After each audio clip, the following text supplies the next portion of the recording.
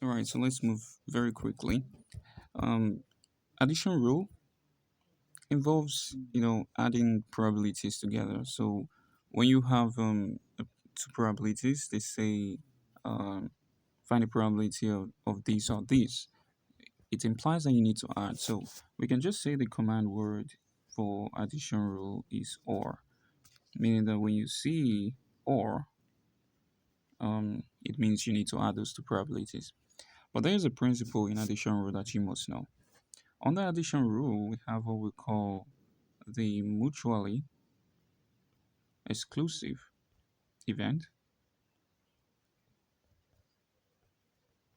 and then we also have non-mutually exclusive. All right, so I'll just put this here. So each of these type of addition rule is important for you to be able to properly add in probability. The first one, which is mutually exclusive, implies that if you have two events A or B, um, if event A is totally different from event B, we can say A excludes B.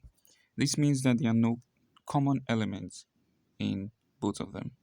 So this implies that they do not look alike at all. There's nothing that brings them together. They're totally different. So for that, we can say that this implies A excludes B um, if there are two probabilities A or B, or we can say no common element here. This is for mutually exclusive. For non-mutually exclusive, we can say that there is common element. So there's something common. Um, there's a common factor. Um, this one, A does not exclude B. These two probabilities combine, and then their common factors are removed. I'm going to explain that in a moment now. There's a formula that we're going to use for each of these type of addition rule. Now, for you to be able to explain mutually exclusive as A excludes B, you notice that in normal um, set, when you are combining two elements, for example, A and B, if you have the combination of two, that is A union B, is equal to the number of A plus number of B minus number of A intersection B. And this means here is a combination A union B. This is the first set A, B, and then you subtract the common element, which is the intersection. This time in probability, we're going to have A or B is equal to the probability of A plus the probability of B, then minus the probability of A intersection B. Remember that A intersection B is a common element. So if there are common elements, we subtract. If there are no common elements, we just have the probability as A or B is B of A plus probability of B. This means when there are no common elements. This is when P A intersection B is equal to 0. Okay. Now, with this now, can you really identify which one is mutually exclusive and which one is not? Now, from these two formulas, let me separate them. I'm talking about this one and this one. We explained that when you're talking about mutually exclusive, there are no common elements. So the formula that will fit the combination of two probabilities is the one where the common element is 0. So this one implies mutually exclusive. Okay. Now the other one, which has a common element, the combination of the two probabilities um, for this one here implies non-mutually exclusive. All right. So it's important you know these two formulas when you're combining um, probabilities or combining two events in probabilities. Um, I may need to go over this again. I just want you to understand that in addition rule, or when you're combining two probabilities where you have find the probability of this or this, you need to know whether they are mutually exclusive or not. If they are mutually exclusive, it means there are no common elements, and means that when you're combining the probability, you just add the two probabilities. Okay. But when you notice that a question involves common elements, meaning that there's something common between those two probabilities, then when you add the two probabilities, you remove the common element. That is not mutually exclusive. I think that's a very simple explanation to that. Let's work on an example. Okay, so this is a question where they say in a basket there are six grapes, okay, 11 bananas, and 13 oranges. If one fruit is chosen at random, what's the probability that the fruit is either a grape or banana? So we have grape, we have banana, we have oranges. Now, we already know how to solve probabilities. Um, how would we know if this we're going to apply addition rule? The first thing we're going to notice is that the command word here is or, so we're going to add the two probabilities. But how would we know if it is mutually exclusive or not? If you notice, they are obviously different kinds of fruits. So it is obviously mutually exclusive. So we're going to find the probability of grape and the probability of banana, and then we'll add them together.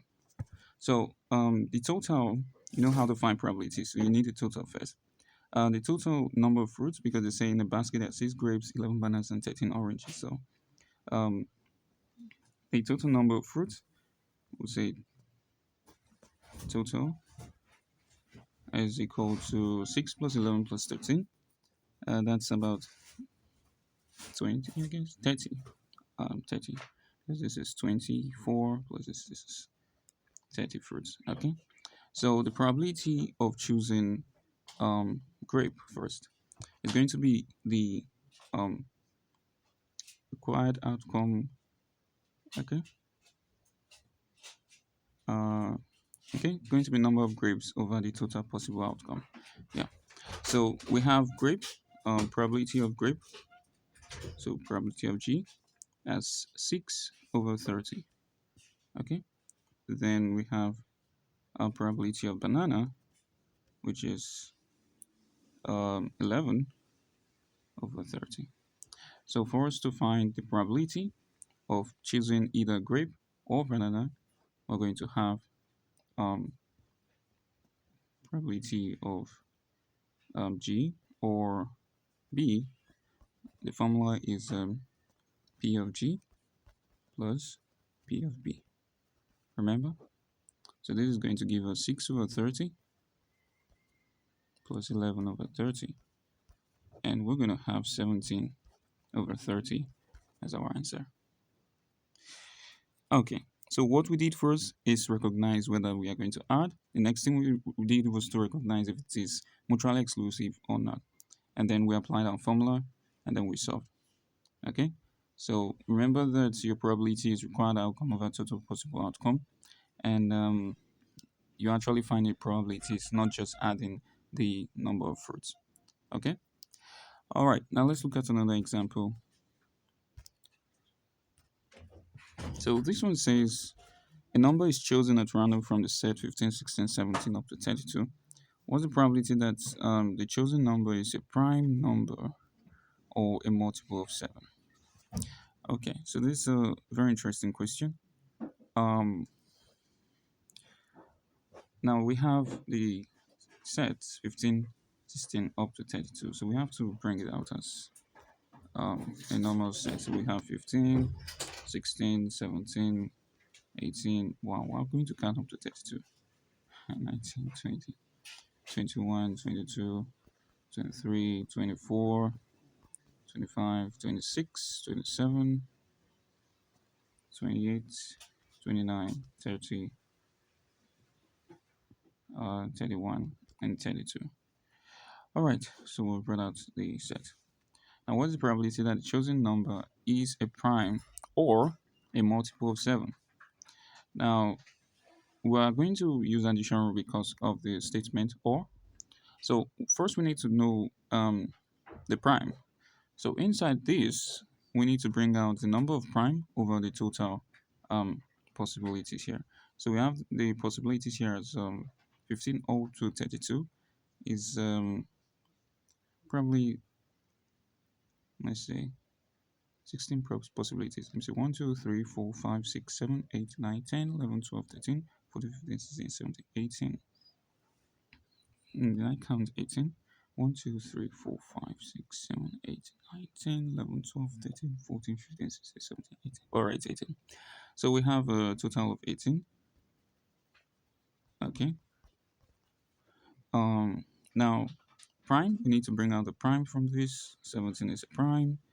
Um, 19 is a prime. We have 23.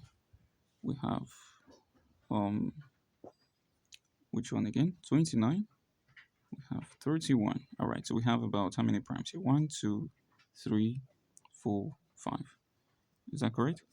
So we have the probability of bringing the prime. So if we say probability of bringing the prime, let's call the prime x, is going to be 5 over the total 18. Now, bringing out a multiple of 7, probability of bringing out a multiple of 7, or choosing a number that's a multiple of 7. All right, so multiple of 7, 7 times 1, 7 times 2, 7 times 3, 21. Okay, it's one of the multiples of 7, so we'll just circle it.